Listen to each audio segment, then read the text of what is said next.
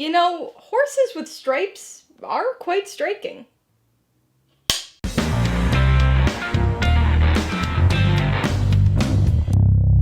Hey everybody, welcome to Mainely Movies. Continuing my Planet of the Apes review series, today I'm going to be talking about the 10th film in the franchise, 2024's sci-fi action sequel, Kingdom of the Planet of the Apes. If you're new here, please consider subscribing for a variety of movie-related content, like reviews, rank lists, and trailer reactions. All my reviews include a breakdown of the pros and cons, my rating, and some tailored film recommendations, so be sure to watch through to the end of this video for all of that extra content. Kingdom of the Planet of the Apes stars Owen, Teague, Freya, Allan, and Kevin Durand, and was directed by Wes Ball. Set 300 years after the events of War for the Planet of the Apes, it tells the story of young chimpanzee Noah as he embarks on a journey to rescue his clan. The Planet of the Apes franchise is nearly 60 years old. With 10 movies, a TV show, and a cartoon, there have been quite a few iterations of this story over the decades. Widely regarded as one of the most influential sci-fi franchises out there, Planet of the Apes has a legacy all its own, so it's no surprise that this idea of legacy plays a large part in Kingdom of the Planet of the Apes. The Caesar trilogy is complete, and this film is set many generations and several centuries later, but Caesar's legacy lives on and is a major driving force and through-line of this movie. Kingdom of the Planet of the Apes exists as part of the reboot series, and is a distant sequel, showing the next stage of the story, taking us one step and several hundred years closer to the world of the original 1968 film. With its life after people aesthetic, the remnants of human civilization are still prominent, but the time jump allows for a lot of story freedom, while still retaining a clear connection to Caesar and the events that came before. Even though the story takes place in a world that's still recognizably ours, it takes its time to really establish and showcase the changes that have occurred. There's that entertaining look at what hundreds of years of weather and plant growth would do to unmaintained skyscrapers and baseball stadiums, but it spends a good deal of time on ape culture as well. Not since the 1968 film have we seen such levels of world building within an Apes movie. We're introduced to a bird training clan of chimpanzees who have elaborate customs unlike anything we've seen from the apes. It's unlikely that this group descended from Caesar's group, and so we get to see some interesting cultural variation. The story itself isn't quite as interesting as the world building would suggest, as we're faced with a fairly standard hero's journey plot. It's still interesting to watch, just not as compelling as the story that came before. The pacing doesn't really help matters either, taking a long time to get going, and introducing key characters far later in the story than expected. This is a film that exists as its own story, but that intended first chapter of a larger series feeling is evident pretty early on, and I think has a noticeable impact on the progression of the story. Even more so than the original films, the characters have been an essential part of this reboot series, sometimes almost overshadowing the plots. Kingdom of the Planet of the Apes features a number of strong characters, though I will say that none of them reach monolithic status in the film, to the point where they become the story in the way that Caesar was able to. In franchise reviews, I usually try to avoid comparisons like this, but this movie makes it kind of impossible by continually referencing Caesar and building him up to be this almost religious figure in the story. Our ape protagonist here is Noah, a young chimpanzee who journeys to save his family, and learns a lot about history and humans along the way. There's a good deal of emotion and growth with him, and although he's lacking a certain complexity, it seems likely that he's going to be this trilogy's lead, so we've still got a long way to go with him. On the human side, May was an interesting character. I enjoyed her role in the story, though we're left with plenty of nagging, unanswered questions regarding her by the end. Proximus is an entertaining and formidable villain, but I think the film really does him a disservice by introducing him so late in the story.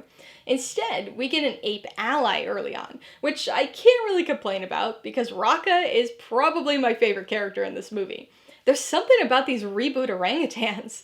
Raka acts as a compassionate mentor and conduit for Caesar's teachings and legacy, but is also pretty funny, without ever being goofy. The story and character connections aren't the only things this movie's got in common with the Caesar trilogy. Kingdom of the Planet of the Apes also boasts some extremely impressive visual effects. It's been 7 years since War for the Planet of the Apes, which is practically a lifetime when it comes to technical advancements. War was just about there, but Kingdom nails the photorealism of the apes, and is able to integrate them into the environment seamlessly, even while interacting with human characters. There's no Andy Serkis for the motion capture this time around, but the ape actor newcomers still do a good job of getting the character emotions across. The eyes and facial expressions of the apes have always been fantastic in these reboot films, but this movie really steps things up with the bodies and fur, too. Whether it's fur coated in a layer of ash or soaked and disheveled after an extended water sequence, it looks real, pure and simple. The visual effects have always been impressive, but this might be the first Apes movie where they stand out above everything else. With the franchise's long history and the sheer number of films, it's hard to imagine that there would be many new ideas left to tap into. There are certainly quite a few predictable moments here that repeat elements of previous films. Some of it works, some of it doesn't, but the Easter egg references and homage moments tend to play well. Everything from hints of the original score, to name references, to visual imagery like the scarecrows and doll. Kingdom of the Planet of the Apes takes a lot of what came before, in both the original films and the reboot series, but then blends in new ideas too. Again, legacy is big here, so many of this film's themes revolve around history, the importance of preserving it, the dangers of somebody co-opting it and twisting it to suit their goals. Community is also important here, along with the coming-of-age lessons regarding compassion and mercy, but one of the most prominent and enduring lessons of this film is the realization that there's more to the world than what you already know. There's always something to learn or experience. The history of humans, the wonder of a telescope in space, how to be a better person, or ape. There's always something new to discover, even when you're looking to the past. A lesson that the Planet of the Apes franchise continues to put into practice. Alright, let's talk about the pros and cons. The biggest pro is definitely the visual effects. This probably comes as no surprise, considering this has been an impressive aspect of the reboot franchise for over a decade now, but even so, wow, is this spectacular looking. I mean, I thought War for the Planet of the Apes was pretty close to photorealistic, and this somehow gets even more so. The expressions and eyes, the fur, the integration with the environment, it's truly remarkable. Even without the skills of longtime Ape star Andy Serkis, the motion capture work here is still strong, benefiting from further improvements to the technology. I'm sure in another 10 years we'll look back on this and see all the flaws that have since been corrected with technological advancements, but right now, this is some of the most impressive realistic CG work I've ever seen. Pro number 2 is Rocca. He's not our main character here, but he definitely stole the show for me. There were only 3 other people in the theater when I saw this movie, so it's hard for me to judge audience reaction, but I'd be surprised if he isn't one of the most beloved new characters to come out of this film. There's just something about these reboot orangutans. Like Maurice before him, Rocca is a source of both wisdom and compassion. He serves as a bit of a mentor to Noah and adds a good deal of humor to the story as well, something that feels like it fits in with this film much better than in the previous trilogy. On the con side, the biggest issue is the pacing. Kingdom of the Planet of the Apes is the longest Apes film so far, clocking in at just under 2.5 hours. The length in itself is not the problem here. Instead, it's the way that time is used. The movie takes a long time to get going. There's a lot of world building and character setup, and even once the action does get going, it still doesn't quite feel like we have a good sense of the story.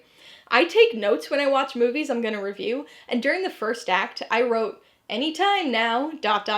3 separate times. Once Rocca joins the story, things start to feel like they're moving at a better pace, but there's still something slightly off about it. Off about the structure. It almost feels like it's not paced as its own standalone movie, but rather designed and paced as part of a broader multi-film story. Maybe the pacing will work better when we have that full story, but as its own thing, it's slow." Before I give you my rating and recommendations, I want to remind you that if you're interested in buying Kingdom of the Planet of the Apes or any of the other films I mentioned today, I do have affiliate links for all of them in the description below.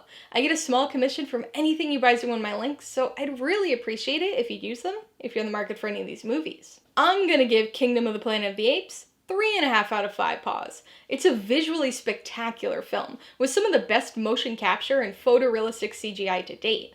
The pacing and story drag at times, and it's not quite as emotionally resonant as the story and characters it draws upon, but this is still a solid and entertaining continuation of the Apes saga and Caesar's legacy. I would recommend Kingdom of the Planet of the Apes to people who want a more sprawling Apes adventure. This still has most of the hallmarks of the franchise, but offers up more world building than ever before, along with a hero's journey inspired plot.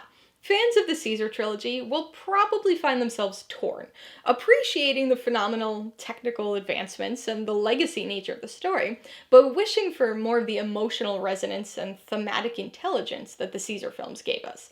That said, newcomers to the franchise should fare fine with this movie, at least in terms of understanding, but I would still highly recommend watching the other 3 films first. If you liked Kingdom of the Planet of the Apes, I would recommend Avatar: The Way of Water. The phenomenal VFX and use of motion capture is an immediate and obvious similarity that jumps out, but this is another movie that spends a surprising amount of time on some pretty robust world building. The prominent water focus, including a watery third act action sequence, will probably appeal to fans as well. If you liked the interactions with humans here, you'll want to watch the 1968 original Planet of the Apes. I'm sure many are familiar with it, but I know a lot of reboot trilogy fans have never seen it, so it seems more than worth the recommendation. There are a lot of similarities here, especially regarding humans, and Kingdom features a ton of visual and auditory references to this original movie. And if you were intrigued by the Caesar legacy, I would recommend War for the Planet of the Apes. I usually try to avoid too many recommendations within the same franchise, but considering there's 10 of them now, I'll make an exception here. This movie not only features some fantastically photorealistic ape CGI, but it's also an extremely moving character study of Caesar, deconstructing him and his philosophies in order to rebuild him during a soul-searching redemptive return to form. Alright, a couple questions for you guys. Number 1, have you seen Kingdom of the Planet of the Apes? If so, what'd you think of it? And number 2, what's your favorite movie grounded in legacy? Be sure to leave your answers in the comments below so we can get a discussion going. Alright, so if you got some enjoyment, insight, or information out of this review, I'd appreciate it if you'd hit that like button. And if you haven't done so already, please hit subscribe while you're at it to see more videos like this. Till next time, this has been Alyssa with Mainely Movies. The way life should be.